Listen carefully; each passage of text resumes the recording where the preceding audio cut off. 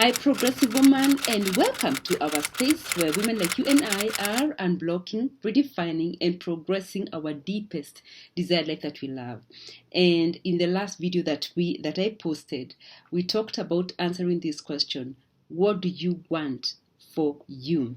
And the title of the video was "I will not die unlived." And we said, yes, I will not die unlived. So we said, what do you want for you?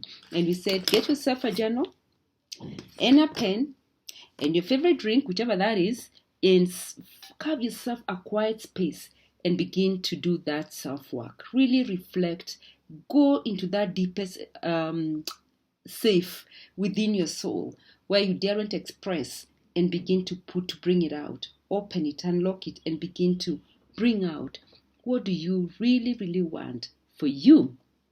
So I personally went back to the quote from this series on Netflix by Ginny and Georgia, and I told you about about Georgia, who went on a date and she was asked, "What do you want for you?"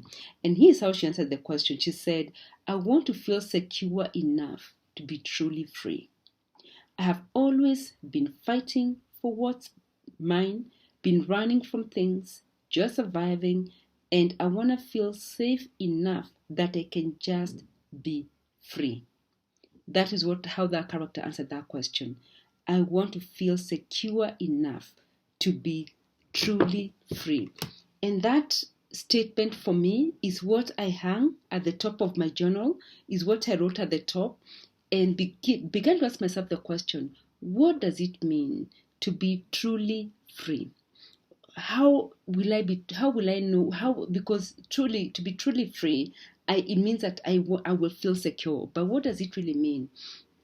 And I just say to myself, I want to enjoy freedom, and it's especially important for women who are in their prime to be able to feel secure enough to be free.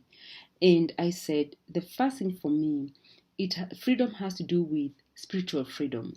I want to tap into that freedom that the Word of God promises in John 8 verse 32, to be free spiritually, free to be able to connect with God for myself, free to be able to approach the throne of grace with confidence, free to be able to have confidence and to feel secure about my prayer life. I want to be free spiritually. That's one.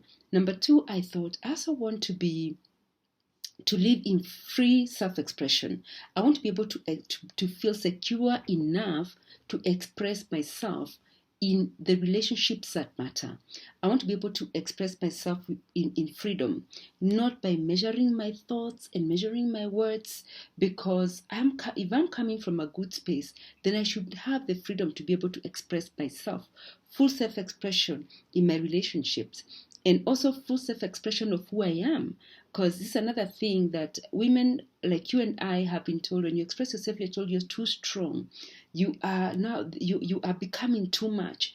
I want to be all that and much more, without even some well-meaning friends telling me you need to tone down, you're too much. I want to be all that and more. I was reading somewhere that the opposite of minimalist is maximalist, and I thought, yeah, I'm a maximalistic person. I want to live in full self-expression on that freedom. And then the other freedom is also the emotional freedom. The emotional freedom is to it's not a life that is free from worries and the concerns of life, but it is a life of peace and joy. It is anchored in that security of that peace that surpasses all understanding.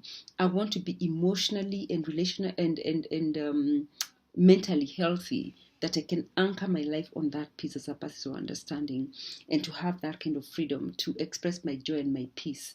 And the other freedom is obviously financial freedom. Hey, who doesn't want that?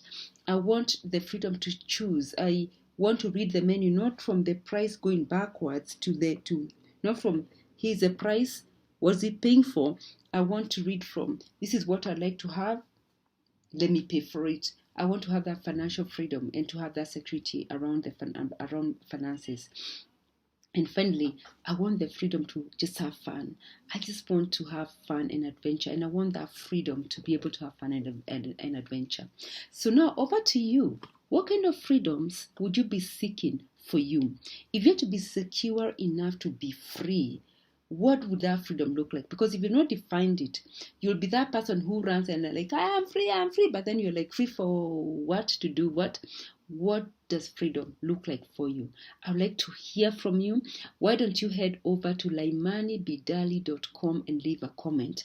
And whilst there, please do subscribe to our email. Our email subscription is called LB Insider. So become an LB Insider, because there is another conversation that we only share with our LB Insiders that is called Soul and Wine. Soul and Wine is about us talking about our personal and private lives, about talking about our intimacy and how we can progress, and even in that a particular space also be able to enjoy that kind of freedom. So why don't you head over there and leave a comment and also become an LB Insider, so you can become part of that conversation that we only share on email. Okay, so with that, remember this: everything that you've been through, every rise and every fall, every experience has prepared you for your next chapter. What you need to do is start where you are today and progress, keep progressing imperfectly. Why? Because you are a bold, blessed woman. See you next time.